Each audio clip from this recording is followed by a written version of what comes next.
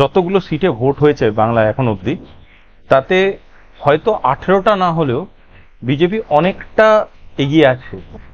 আমার কথায় 12-13টা কিন্তু বিজেপি তুলে নিয়েছে অলরেডি। এবং যদি আরেকটু কিছুদিন এগোয়, আমরা দেখব অনেকটা কনফিডেন্টলি একটা পিকচার বেরোতে শুরু করবে বিভিন্ন জায়গা থেকে। সব থেকে বড় কথা, যেটা আমি বিভিন্ন প্রচার মাধ্যমে বলছি, আমার এতদিনের ভোট অভিজ্ঞতায় বহু কম এমন ভোট দেখেছি যেই ভোটে এত সাইলেন্টলি ভোট হচ্ছে, স্তব্ধ, মানুষ চুপচাপ ভোট দিয়ে যাচ্ছে। কাকে দিচ্ছে, কেন দিচ্ছে, সেগুলো পর্যবেক্ষণের ব্যাপার, সেগুলো পুরোটাই বুঝতে হবে কোন দিকে কি রকম ফ্লো চলছে। কিন্তু যদি আমি ডিটেলিং এ ঢুকি, তখন আমি বারবারই যেটা মনে হচ্ছে যে একটা এমন ধরনের প্রসেস চলছে যে প্রসেসটা কিন্তু বাইরে থেকে বোঝা যাচ্ছে না। তাই হয়তো আমি এটুকুনি, আমার যতটা ধারণা, আমার মনে হচ্ছে 18টা না হলেও বিজেপি 12-13টা সিট অলরেডি কনফার্ম করে ফেলেছে। তার মানে এই যে ধারণাটার উপর ভিত্তি করেই তাহলে শ্রমিকদা যে কথা বলছেন, তাহলে এই ব্যাপারটা যে এখনো তো দুটো দফার ভোট বাকি এবং সেখানেও বহু জায়গাতে বিজেপি পাওয়ার চান্স আছে, তাহলে কি বিজেপি একটা বড় লক্ষ্যের দিকে এগোতে পারে বলে আপনার মনে হয়? দেখুন, আমি আগেও আপনার এই ইন্টারভিউতে বলেছিলাম যে বিজেপি আগের বার যতগুলো সিট পেয়েছিল, এবারে দুটো হলেও তার থেকে বেশি সিট পাবে, ইভেন একটা হলেও তার থেকে বেশি সিট পাবে। অবভিয়াসলি আমি সেই জায়গাতেই স্ট্যান্ড করছি যে হ্যাঁ, সিট একটা হলেও বেশি পাবে। এবং তার সাথে আমি আরেকটা অবজারভেশনকে অ্যাড করতে চাই। সেই অবজারভেশনটা হলো, বহু সিট যার ভোট হয়ে গেছে বা বহু সিটে যেখানে ভোট হতে চলেছে, আমরা যখন অনফিল্ড কাজ করছি, এমন একটা পজিশনে সেই সিটগুলো দাঁড়িয়ে আছে যেখানে 1-1.5 ভোটে মার্জিন তৈরি হবে। ঠিক আছে, একটা জিনিস সবার বুঝে নেওয়া দরকার, একটা লোকসভা মানে গড়পড়তা 7টা বিধানসভার খেলা, এবং একটা লোককে একটা লোকসভায় জিততে গেলে 7টা বিধানসভাতেই জিততে হবে এরকম কোনো কথা নেই। এরকম বহু এমপি পশ্চিমবাংলায় আছে যারা 2টো বিধানসভার লিড নিয়েছে এবং 5টা বিধানসভায় নিরিখে হেরে গেছে, কিন্তু এই 2টো বিধানসভার লিডেই তারা কিন্তু লোকসভাটা জিতে গেছে। সুতরাং এমন এমন কিছু সিট আছে যেই সিটগুলোতে আমার মনে হচ্ছে, আমার ধারণা হচ্ছে যে একটা 1-1.5 কি তারও নিচে মার্জিনে খেলা চলবে। এবং এই 1-1.5-এর মার্জিনটা কোন দিন কার দিকে কখন সুইং করে যায় সেটা কিন্তু বলাটা বাইরে থেকে খুব ডিফিকাল্ট। কারণ আবারও গত প্রশ্নের উত্তরে যে কথাটা আমি বললাম সেটাই রিপিট করছি, সাইলেন্ট ভোটিং হচ্ছে। এই সাইলেন্ট ভোটিং এর এফেক্ট কিন্তু সাংঘাতিক, ঠিক সেই রকমই সাংঘাতিক যেমন 34 বছরের বাম আমলকে। একদম একদম, আমি ওটা বলতেই যাচ্ছিলাম। যখন 11-এ ভোট হচ্ছে, একটু পিছিয়ে গিয়ে যদি দেখি, 11-এ যখন ভোট হচ্ছে, একটা বিরাট সংখ্যক মানুষ খুব চুপচাপ ভোট দিয়েছিল। তখন একটা লাইনই উঠেছিল, চুপচাপ ফুলে ছাপ, চুপচাপ ভোট দিয়েছিল এবং লোকটা নিজেদের মতো করে ভোট দিচ্ছে, বেরিয়ে এসে একই রকম হাসি মুখ রাখছে। বামেরাও ভীষণ কনফিডেন্ট ছিল যে হ্যাঁ, আমরা আবার ফিরছি, অমুক তমুক, বিভিন্ন রকম ক্যাম্পেইন স্ট্র্যাটেজি, বিভিন্ন রকম ন্যারেটিভ তখন ফ্লো করেছিল। যদিও তখন কিন্তু তারা অফিসিয়ালি পঞ্চায়েতটা হারিয়ে ফেলেছিল, তবুও এই জিনিসটা চলছিল। কিন্তু যখন ভোটের রেজাল্ট বেরোলো, সবাই শক হয়ে গেল। শুধু মুচকি হেসেছিল কিন্তু মানুষ, কারণ মানুষ জানতো তারা কোথায় ভোট দিয়েছিল। আমি এবারেও বলছি, একটাই সাইলেন্ট ভোটিং এর ট্রেন্ড আছে। এই সাইলেন্ট ভোটিংটা এক্স্যাক্টলি কোথায় গিয়ে শেষ হয় সেটা বোঝা যাচ্ছে না, কিন্তু এই সাইলেন্ট ভোটিংটা কিন্তু এক এবং অদ্বিতীয় কারণ হবে যা রেজাল্ট বেরোবে তার। সুভাষিস দা, এই প্রসঙ্গে যেটা প্রশ্ন আছে যে অমিত শাহ নিজে বলেছেন যে 30টা আসন বাংলা থেকে আসবেই, এবং তার মধ্যে শ্রমিকবাবুও বলে দিচ্ছেন যে 18টা অলরেডি হয়ে গেছে। একজন ভোট কুশলী হিসেবে আপনি যেটা বলতেন যে সেই ট্রেন্ডটা, যে সাইলেন্টলি ভোট দেওয়া, এই ব্যাপারটা যেটা বামেদের জন্য অত্যন্ত ভয়ঙ্কর হয়ে উঠেছিল, পুরো 34 বছরের রাজ্যপাট পুরো নাশ হয়ে গেছিল, এবারেও সেই ট্রেন্ডিংটা রয়েছে। আপনি একজন ভোট কুশলী হিসেবে আপনার কি মনে হয় এবারেও সেই দিকেই এগোতে পারে? দেখুন, অমিত শাহজি বা শ্রমিক দা, সবাই এরা রাজনৈতিক মানুষ, তো এরা পজিটিভ ভাববে, তারা তাদের দলকে পজিটিভ বার্তা দেবে, এটা তাদের দায়িত্বের মধ্যে পড়ে। আমি কোনো রাজনৈতিক লোক নই, আমি নিউট্রালি যেটুকুনি বুঝতে পারি, ট্রেন্ড যেটা যেদিকে যাচ্ছে, ট্রেন্ড যাচ্ছে বেটারমেন্টের দিকে। ইন পার্সপেক্টিভ অফ বিজেপির পার্সপেক্টিভে যদি ভাবেন, যে জায়গায় বাংলায় বিজেপি দাঁড়িয়ে ছিল তার থেকে একটা সিট হলেও বেশি পাওয়ার প্রবণতা আছে। ঠিক আছে, ট্রেন্ডটা সেদিকে আছে। কিন্তু সেই ট্রেন্ডটা যদি বলেন যে, আমি যেটা বললাম যে অনেকগুলো সিট হবে যেখানে 1-1.5 মার্জিন হবে, সেই সিটগুলোর সবকটা সিটের মার্জিন যদি বিজেপির পক্ষে যায়, তাহলেও আমার বিশ্বাস সেটা 24 ক্রস করাটা খুব ডিফিকাল্ট। কিন্তু যদি 30 বলেন, আমি ওটাকে একটা পজিটিভ বুস্টার হিসাবেই ধরছি তার দলীয় কর্মীদের জন্য। কিন্তু যদি ম্যাথামেটিক্সে বলেন, আমার 30টা একটু হলেও মানে অ্যাবসার্ড লাগছে। কিন্তু যদি ওই 50-50 সিটসগুলো বিজেপির দিকে যায়, তাহলে আমার মনে হচ্ছে আমি 21টা ধরছি জেনারেল, যদি 50-50 সিটসগুলো বিজেপির পক্ষে যায় তাহলে 24টা ক্রস করে যেতে পারে। দেশে একটা রব উঠেছে নাকি এবার নাকি বিজেপি আসছে না, মমতা কেজরি সবারই একই বক্তব্য। মমতা তো বলেই দিয়েছেন যে আবকি বার বিজেপি বিজেপি পাওয়ার পার, এরকম কথা মমতা বলে দিয়েছেন, কি বলবো? কেজরিওয়াল জি শিক্ষিত মানুষ, হঠাৎ জেল খেটে এসে হয়তো মাথার ব্যালেন্সটা একটা ইম্পর্টেন্ট, সেটা ব্যাপারে একটু চেক করা দরকার। দেখুন একটা জিনিস আপনাকে আমি বলি, সরকার অনেকটা ভূমিকম্পর মতো চেঞ্জ হয়। যখন ভূমিকম্প আসে মাটির পোকারা সবার আগে বুঝতে পারে যে ভূমিকম্প আসছে, তারা সবার আগে মাটি ছেড়ে বেরিয়ে আসে, ঠিক আছে? সরকার চেঞ্জ হওয়ার আগে তার একটা ভাইব তৈরি হয়, সেই ভাইবটা আমাদের যতটা একটা স্ট্র্যাটেজিক কোম্পানি চালাচ্ছি, এতগুলো মানুষকে অ্যাডভাইস করছি, আমাদের একটা গ্রাউন্ড লেভেল রিপোর্ট থাকে এবং আমরা গ্রাউন্ড লেভেল ভাইবটাও বুঝতে পারি। গ্রাউন্ডে এরকম কোনো ভাইব নেই যে গভর্নমেন্ট সেন্ট্রালে চেঞ্জ হতে চলেছে, পয়েন্ট ওয়ান, এটা ক্ল্যারিফাইড হয়ে গেল। সেকেন্ড জিনিস হচ্ছে কটা সিট নিয়ে আসবে, কটা সিট নিয়ে আসবে তার 2-3টে ভার্সন চলছে। প্রথম ভার্সনটা হচ্ছে যে একটা পক্ষ বলে যাচ্ছে যে আমরা 400 পার করব, 400 সিট নেবো, which is again a political narrative, বিজেপির একটা নিজস্ব পলিটিক্যাল ন্যারেটিভ। একটা যারা তাদের ব্যাং অপোজিট লড়ছে তাদের ন্যারেটিভটা কি, যে বিজেপি 170টাও সিট পাবে না, তাই তো? আমি এই দুজনের ন্যারেটিভেই বিশ্বাস করি না, একদম খোলাখুলি যেটা বলতে, বিজেপি আগের বার যত সিট পেয়েছিল সেই সিটের আশেপাশেই থাকবে, এনডিএ আগের বার যত সিট পেয়েছিল সেই সিটের আশেপাশেই থাকবে, এবং আমি বলছি গোটা ইকুয়েশনটা 327, 330, 335-এর মধ্যেই থাকবে। আমি কোনো গ্রস চেঞ্জ গোটা ভারতবর্ষে কোনো স্টেটেই আমার মনে হয় না বিজেপি সাফার করবে, পয়েন্ট ওয়ান। পয়েন্ট টু হচ্ছে বিজেপির যেটা হিন্দি বলা হয় বা হিন্দি বেল্ট যেটাকে বলেন, তাতে যেটা 260টা সিটের বেল্ট আছে, তাতে সবাই একটা অ্যাবসার্ড কিছু কল করছে, বড় বড় সিটের ফল কল করছে। ট্রেন্ড তা বলছে না, ট্রেন্ড যা বলছে ওই সিটটা হয়তো ধরে রাখবে, যদি ওখান থেকে 8-10টা সিট তারা হারায়ও সেটা তারা বাংলা, বিহার এবং ঝাড়খণ্ড বা অন্য অন্য স্টেট থেকে সেটা রিকভার করে নেবে। সুতরাং কি হলো, ইভেন স্টিভেন সিচুয়েশন হয়ে গেল, যতটা হারালাম ততটা আমি পেয়ে গেলাম, সুতরাং মিলিয়ে আমরা সেই ইকুয়েশনেই থাকলাম। তার মানে কি, আমরা ম্যাথামেটিক্যালি যদি ভাবি বিজেপি না 400 পাচ্ছে, কিন্তু হ্যাঁ BJP 330 plus power, BJP in the sense BJP plus NDA allied 330 plus যেতে পারে। এবং যদি অ্যাজ এ বিজেপি কর্মী ভাবেন, তারা তো নানান রকম ভাবতেই পারেন 400টা সিট পাবো মুক্তম, বাট সেটা রিয়ালিস্টিক আমার কাছে মনে হচ্ছে না। এই জন্য বলছি, এবার আসছে আপনার প্রশ্নের উত্তরে, সেটা হচ্ছে আমাদের মুখ্যমন্ত্রী এবং কেজরিওয়ালজি যে কথাগুলো বলছেন তার রিয়েলিস্টিক ম্যাথামেটিক্সটা আমি পাচ্ছি না। কোথা থেকে অ্যাব্রাপ্ট এত ড্রপ হবে, কেন ড্রপ হবে? কোনো বড় সড়ো মোদির এগেনস্টে গ্রেভিয়েন্স হচ্ছে সারা দেশ জুড়ে? না, হচ্ছে না তো। কোথাও গিয়ে এমন কোনো ঘটনা ঘটছে যে আপনি জোনালি যদি ভারতবর্ষকে ভাগ করেন, টেরিটরি ওয়াইজ ভাগ করেন, কোথাও দেখছেন কোনো টেরিটরিতে এমন বিক্ষোভ হচ্ছে যে বিজেপি টিকতে পারছে না, যেখানে বিজেপির প্রচুর সিট? এরকম তো কিছু ঘটছে না। বা একটা ধরুন, আমি 2014-র কথা বলছি, মানে যখন বিজেপি ইলেক্টেড হলো, তখন যেটা ছিল একটা অ্যান্টি কংগ্রেস হাওয়া, সব দেশে যে কোনোই যাবেন একটা অ্যান্টি কংগ্রেস হাওয়া। আপনি যদি ভারতবর্ষের বিভিন্ন রাজ্যে ঘুরে বেড়ান, তো সেখানে কি সেই হাওয়া পাচ্ছেন? আমরা অ্যাজ এ কোম্পানি 3-4টে স্টেটে কাজ করছি, আমরা সেই 3-4টে স্টেটে এরকম কোনো হাওয়াই পাইনি। আমরা যেটা পাচ্ছি, জেনেরিক স্ট্র্যাটেজিক একটা ডিসকাশন চলছে, মানুষের জেনেরিক একটা ট্রেন্ড চলছে, ভোটিং ট্রেন্ড চলছে, এবং মানুষ সেই ভোটিং ট্রেন্ডে রেসপন্ড করে ভোট দিচ্ছে। এবং আমার তাতে কোথাও মনে হয়নি এতটা গ্রস রাগ আছে মানুষজনের উপরে যে মানুষজন ভোট দিতে চাইছেন না বিজেপিকে, সেই সিচুয়েশন কিন্তু নেই। সুতরাং আমি বলছি, যে লিডারদের আপনি নাম বললেন তারা যা মতামত দিচ্ছে, সেই গোটা মতামতটাই হচ্ছে পলিটিক্যাল, রাজনৈতিক মতামত, তার সাথে অঙ্ক বা স্ট্যাটিস্টিক্স বা স্যাফোলজির কোনো সম্পর্ক নেই।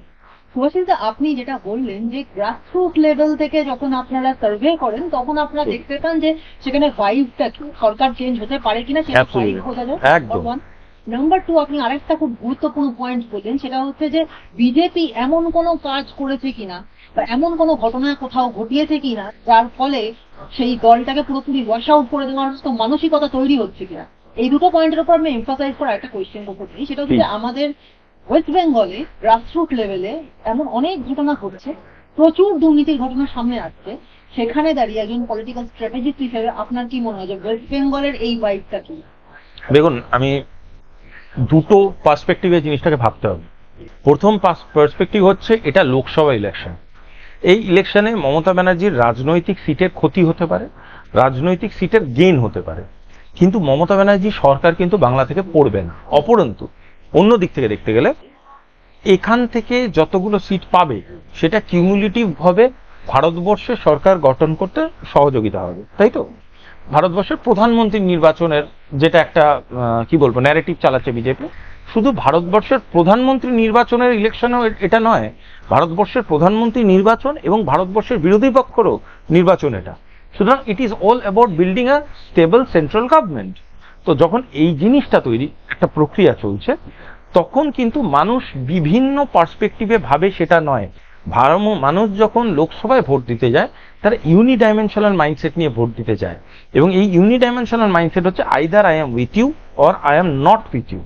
তখন কিন্তু গিয়ে ভাবে না যে আমার কলে জল পড়ছে না তাহলে আমি মোদিকে দোষ দেবো, আমার কলে জল পড়ছে তাই জন্য আমি মমতাকে বাহবা দেবো না। মানুষ কিন্তু যেই ছোট ছোট জিনিস নিয়ে বেনিফিটেড হয়েছে সেই ছোট ছোট জিনিস নিয়ে দেখবে সেই বেনিফিটটা কেন্দ্র সরকারের মোদিকে রাখলে সেই বেনিফিটটা কি আমার কাছে বজায় থাকবে, নাকি সেই বেনিফিটগুলোকে বেশি গুরুত্ব দিয়ে আমি কেন্দ্র সরকারের এগেনস্টে ভোট দিলে আমি বেশি বেনিফিটেড হব। আমি বারবার বলছি বাংলার ভোট ব্যাংককে বোকা ভাবাটা এক ধরনের বোকামো। বাংলার ভোটাররা ভীষণ বুদ্ধিমান, বাংলার ভোটাররা যথেষ্ট বোঝে কোন সময় কাকে কতটা ভোট দিতে হবে, এবং তাই জন্য বাংলার ভোটাররা যে ট্রানজিশনটা আনছে সেটা কিন্তু একটু গুরুত্ব দিয়ে দেখবেন। যে পার্টি 3টে সিট ছিল সেই পার্টিকে স্লোলি 70টার কাছাকাছি সিট দিল। আজকে সেই পার্টিটা এমন একটা জায়গায় দাঁড়িয়ে আছে যে 18টা সিট অলরেডি তারা পেয়ে গেছে, আগামী দিনে তার থেকে বেশি সিট পাওয়ার জায়গায়। না না, আমি গতবারের কথা বলছি, 19-এর কথা বলছি, সেটা তো বাংলার মানুষই ভোট দিয়ে এনেছে।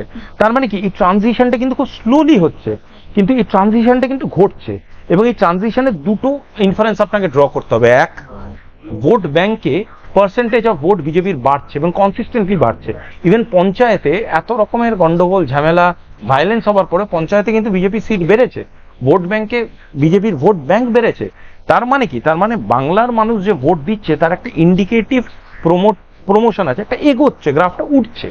এই যে গ্রাফটা উঠছে বাংলার মানুষ কিন্তু ধরে ধরে ধরে ধরে স্পেস দিচ্ছে।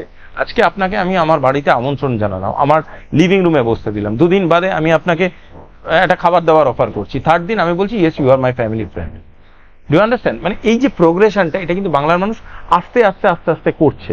যেই ন্যারেটিভগুলো আগে কাজ করতো আজকে সেই ন্যারেটিভগুলো কাজ করছে না।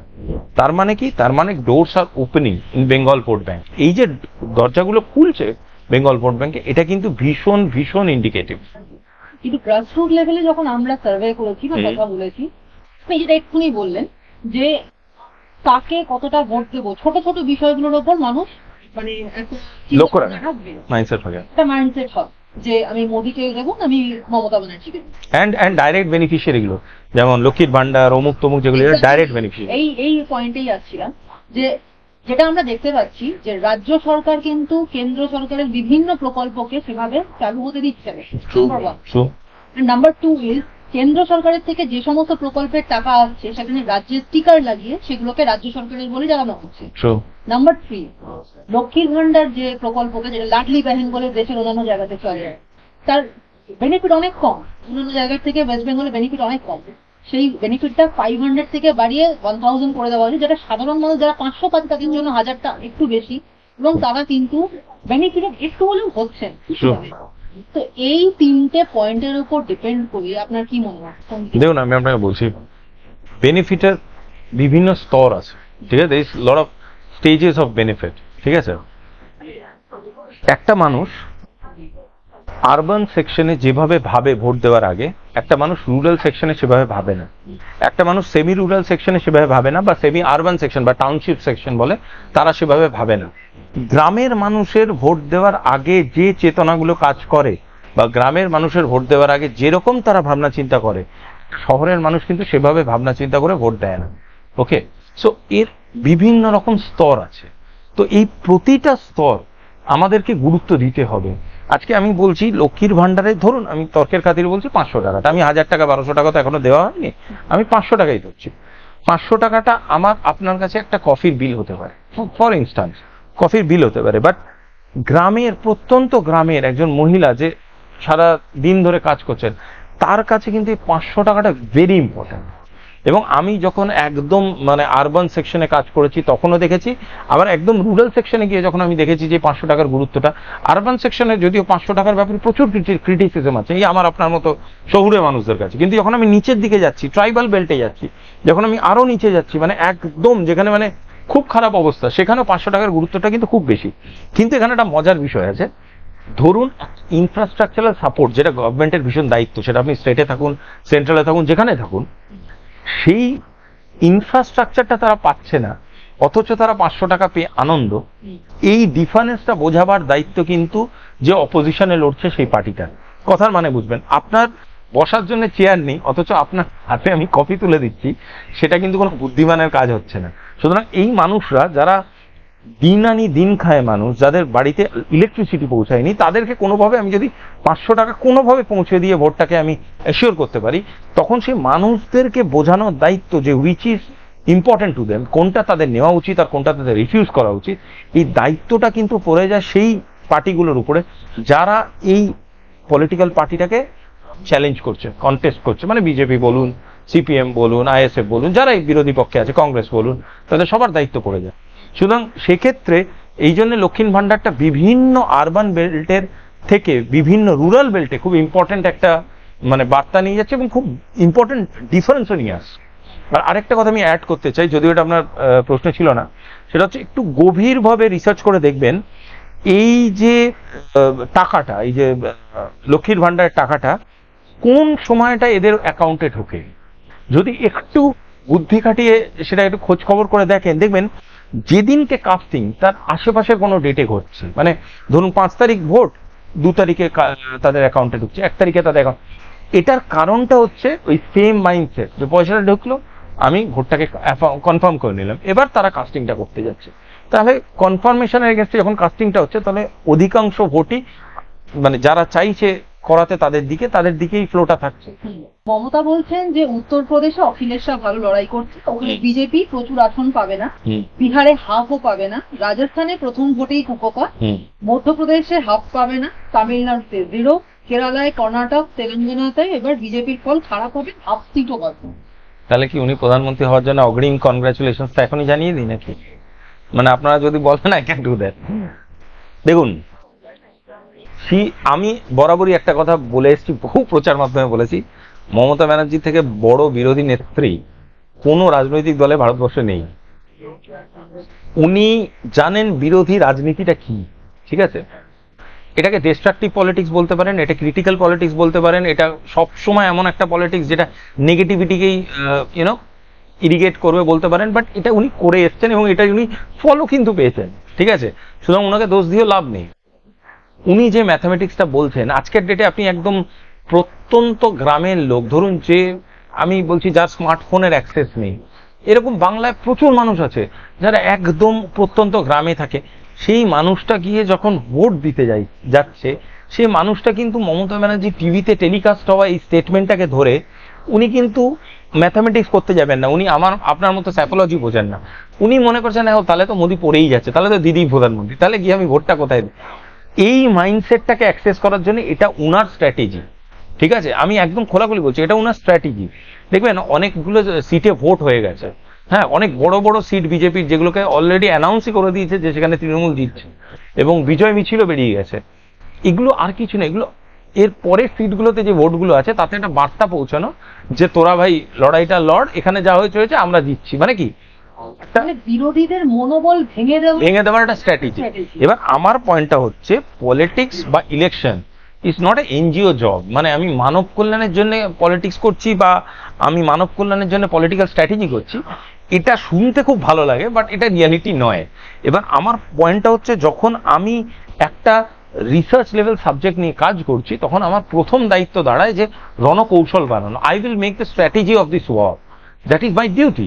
তো আমি একটা স্ট্র্যাটেজিস্ট হিসাবে বলতে পারি, ইট ইজ এ দারুণ স্ট্র্যাটেজি এটা, যে আমি মনোবল ভেঙে দেওয়ার চেষ্টা করছি। কিন্তু অপরপক্ষে যারা লড়ছে, ধরুন আবারও বলছি, সব থেকে বড় বিরোধী পক্ষ বিজেপি, জাতীয় কংগ্রেস, সিপিআইএম বা বামফ্রন্ট, আইএসএফ, হোয়াটএভার, এদের সবার রণকৌশলটা কি হওয়া উচিত বা তারা কিভাবে কাউন্টার পলিটিক্সটা খেলবে, দ্যাট ইজ এ কোয়েশ্চেন, তাদের তখন বোঝাতে হবে কিভাবে তারা জিতছে, কতটা মার্জিনে জিতছে, কতটা রেসপন্স পাচ্ছে তারা, সেটা কিন্তু করছে না।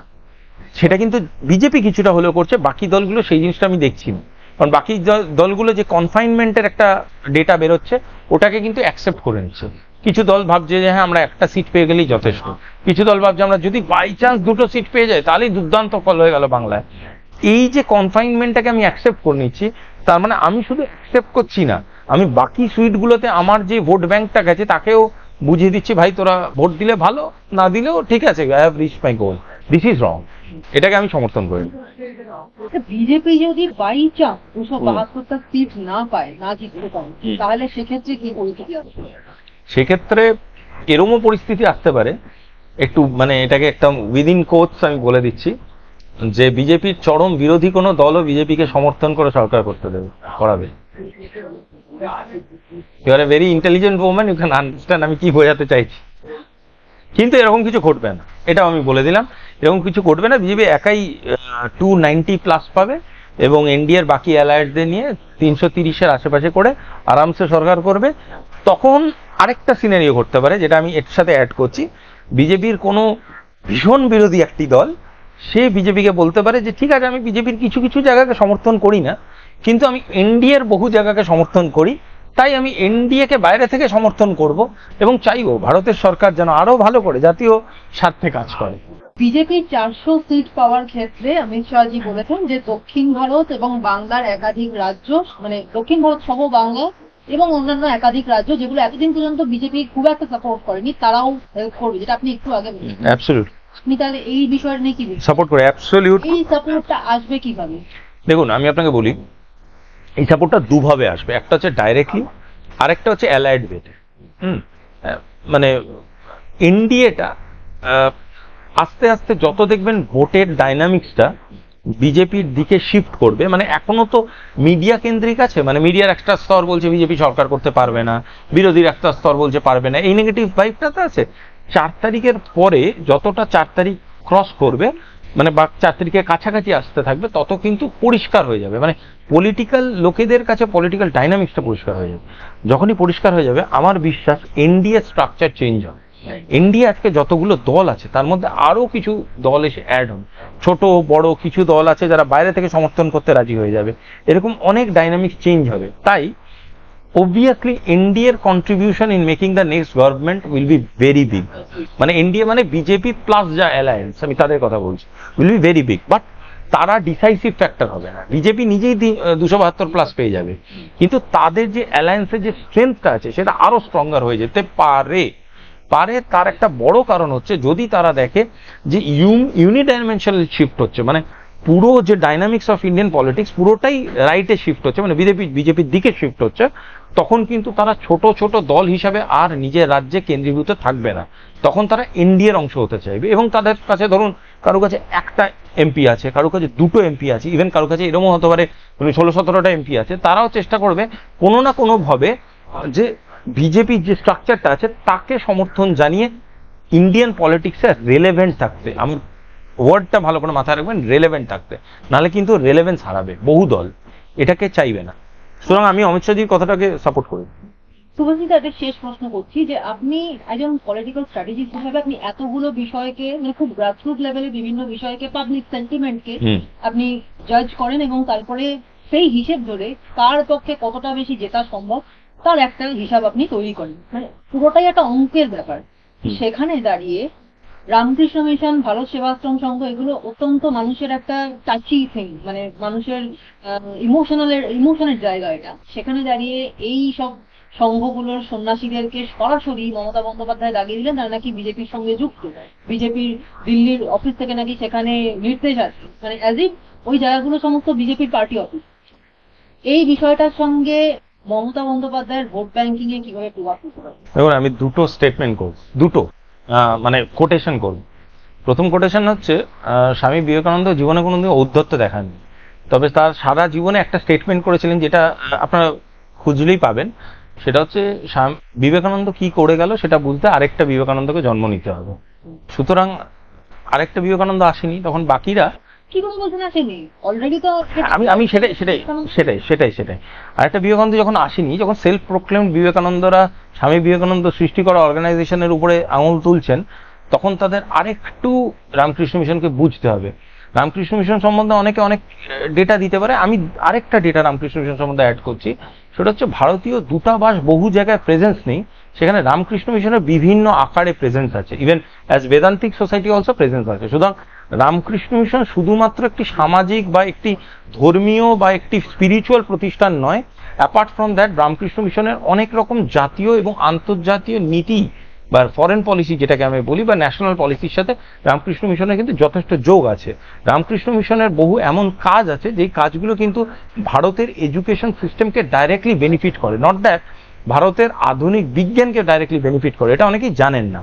সুতরাং সেটা না জেনে যদি রামকৃষ্ণ মিশনকে কোনো একটা ব্যক্তি বা কোনো একটা ব্যক্তির কিছু কর্মশৈলীকে পয়েন্ট আউট করে হার্ট করতে যাওয়া, এটা আমার মনে হয় না কোনো গুড পলিটিক্যাল স্টেপ। বাট আমি কারোর নাম নিচ্ছি না, বাট যদি কোনো মানুষ এরকম মনে করে যে তার হাতে যেই কনফার্মেটরি 45 কি 43% ভোট আছে, তার মধ্যে একটি বিশেষ সম্প্রদায়ের 31 কি 32% ভোট আছে, সেটাকে কনসলিডেটেড ওয়েতে আমার ভোট ব্যাংকেই ফেলাতে হবে, তার জন্য বাকি যে 11-12% ভোট আছে তাদেরকে গালাগাল করলে সেটাকে কনফার্ম করা যায়, আমার মনে হয় না that is a very stable political mindset. কেন আমি আপনাকে বলছি, ওই যে 31-32% কোনো নির্ধারিত ভোট ব্যাংক আছে, সেই 31-32% নির্ধারিত ভোট ব্যাংক কিন্তু ভাঙছে বাংলায়। সেই ভোট ব্যাংক কিন্তু আর একটা বাক্সে পড়বে না। আমি আপনাকে লিখে দিচ্ছি, আপনি সই করে নিন, বামেদের মাইনরিটি ভোট বাড়বে। বাম মানে বাম কংগ্রেস জোটের। আইএসএফ কিছুটা হলেও মাইনরিটি ভোট কাটবে, এবং সব থেকে বিস্ময়কর জিনিসটা আপনাকে আমি বলি, খুব কম হলেও একটা পার্সেন্টেজ অফ মাইনরিটি ভোট বিজেপির দিকে যাবে। এবং তাই জন্যেই এই ধরনের প্রচেষ্টাগুলোকে আমার মনে হয় খুব বড় মাপের কোনো পলিটিশিয়ানে করা উচিত নয়। কারণ যখন উনি একধারে বলছেন যে আমি ন্যাশনাল পলিটিক্সকে উনি হি ইজ ভিজুয়ালাইজিং ন্যাশনাল পলিটিক্স, উনি আগামী দিনের প্রধানমন্ত্রী হওয়ার বিভিন্ন রকম ন্যারেটিভ তৈরি করছেন, তখন এই ধরনের কমিউনাল স্টেটমেন্ট বা এই ধরনের কমিউনাল স্ট্যান্ড উনার রাখাটা আমার মনে হয় না ঠিক। কারণ উনি তো নরেন্দ্র মোদীজির বিভিন্ন কাজকে কমিউনাল বলে চিহ্নিত করেন, সেটাকে চিহ্নিত করে উনি নিজেই যদি কমিউনাল স্টেটমেন্ট করে, আমার মনে হয় এটা কোনো মানে ক্লেভার ডিপ্লোমেসির পার্ট নয়। Thank you.